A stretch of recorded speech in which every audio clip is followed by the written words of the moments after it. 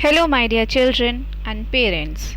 Welcome to class 7th of Indus Valley Public School Rat, where we were doing poem 4 from your honeycomb book, and the name of the poem is Chivi, composed by Michel Roshan.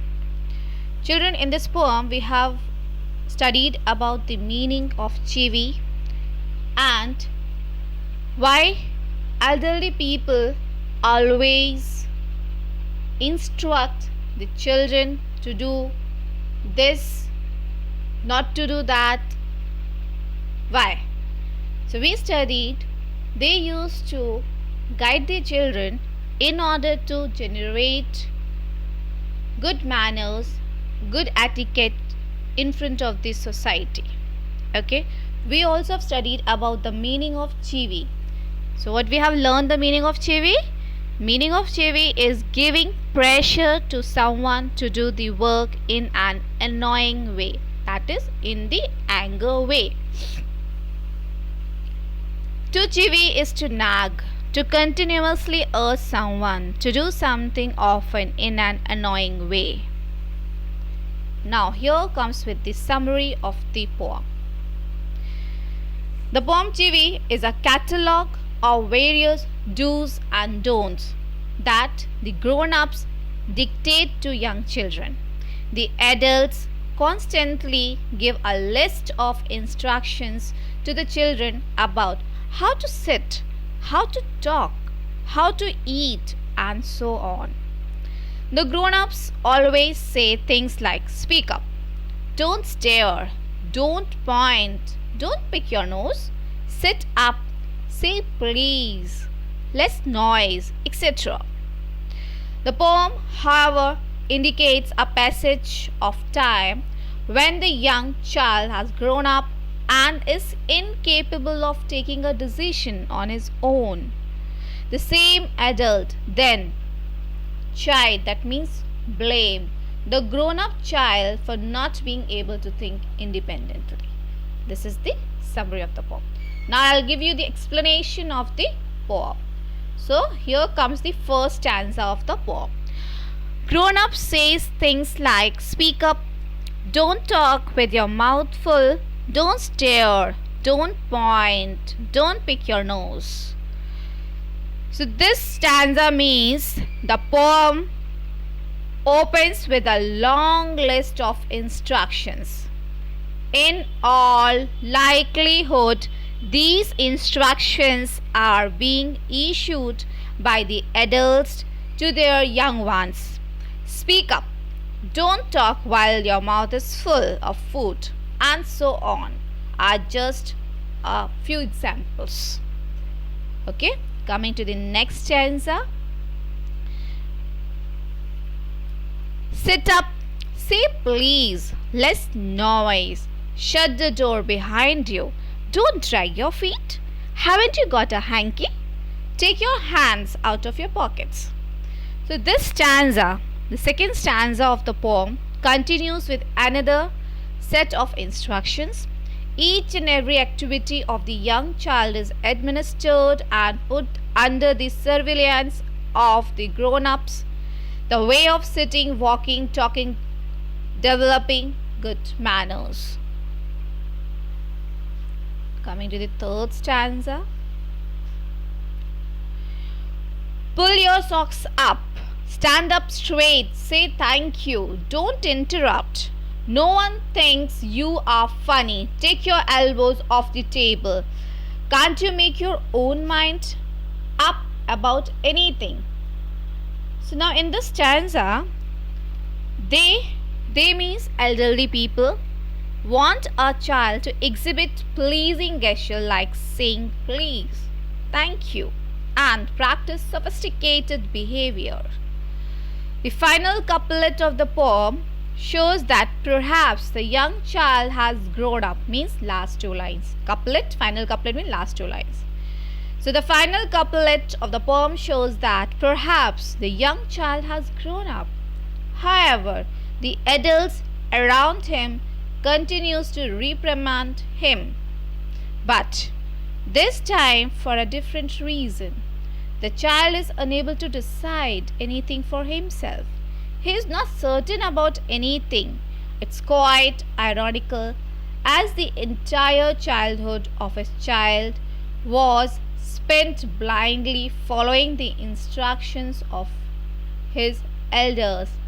Then the same adult expects from the child to take an independent decision. So it is ironical, because every now and then these adult people used to give instruction to the child, and when this child is grown up by following the instructions of the elderly people, now this elderly people, they want that the child should take their own decision. Then how can it possible? So it's an irony. पहले तो वो बच्चों को अपने instructions पे बोलते, जब बच्चा बड़ा हो जाता है तो वो सोचते हैं कि अब वो अपने आप डिसीजन नहीं ले सकता है, और वही बच्चा जब उनके इंस्ट्रक्शंस को फॉलो करते हुए बड़ा हुआ है तो वो भी आगे कैसे सोचेगा. Okay, so this is what irony in the poem. Now coming to the literary device used in the poem. So there is two literary devices, anaphora and alliteration. Anaphora is used in these 4 lines. Don't talk with your mouth full, don't stare, don't point, don't pick your nose. So repetition of don't continuously in the 4 line. Coming to the alliteration, so don't drag, repetition of D. Stand up straight, say, SSS. The table, repetition of T alphabet.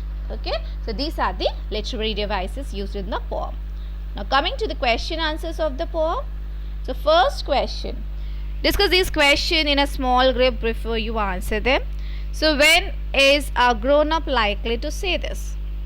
Don't talk with your mouth full.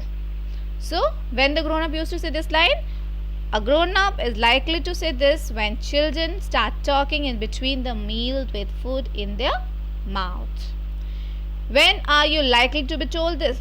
Say thank you. We are likely to be told to say thank you when someone helped us or given us something. Question number 3.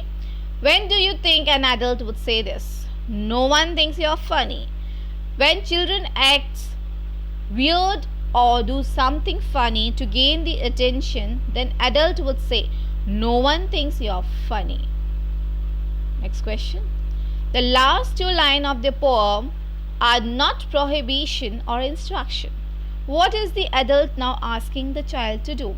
Do you think the poet is suggesting that this is the unreasonable way? So that took couplet, last 2 lines. Okay, I'll tell you what is the line. The last 2 lines is, can't you make your own mind up about anything? So here in this question you have to explain these 2 lines. Okay, so coming to the answer.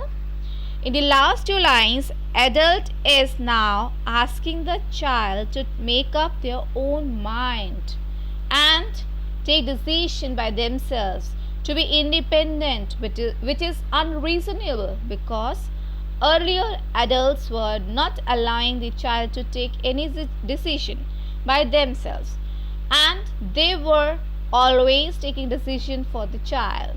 But now they're asking them to take their own decision, which is surely unreasonable. Next question. Why do you think grown-ups say the kind of things mentioned in the poem? Is it important that they teach children good manners and how to behave in the public? The grown-ups say such kind of things to their children in order to teach them good manners. They want their children to be a responsible citizen and behave good in public. Yes, it is important to teach the children all these things so that they learn good manners and how to behave in the society, at home and with their elders and youngsters. Our elders are our teachers and we can learn a lot from their experiences. Next question. If you had to make some rules for grown-ups to follow, what would you say? Make at least 5 such rules. Arrange the lines in a poem. Do it yourself. So you have to compose a poem Here you will give instructions to your elderly people in the form of poem. At least 5 instructions you need to give to your elders and you will compose a poem. So this is a homework. You will make a poem where you will give 5 instructions to the elderly people. Okay? Fine. So I want this to be done and please do send me. Okay? Now the moral of the poem. Children should learn from their parents and the elderly people and become capable of taking independent and right decision once they are grown up. Okay, children? Fine. So here I end the lesson as well as my video, and expect you are going to compose one poem where you are going to give 5 instructions to the elderly people and you are going to send me. Okay? And learn the moral of the poem. Whosoever is guiding you, please take the correct instructions and use the instruction once you are grown up. Okay?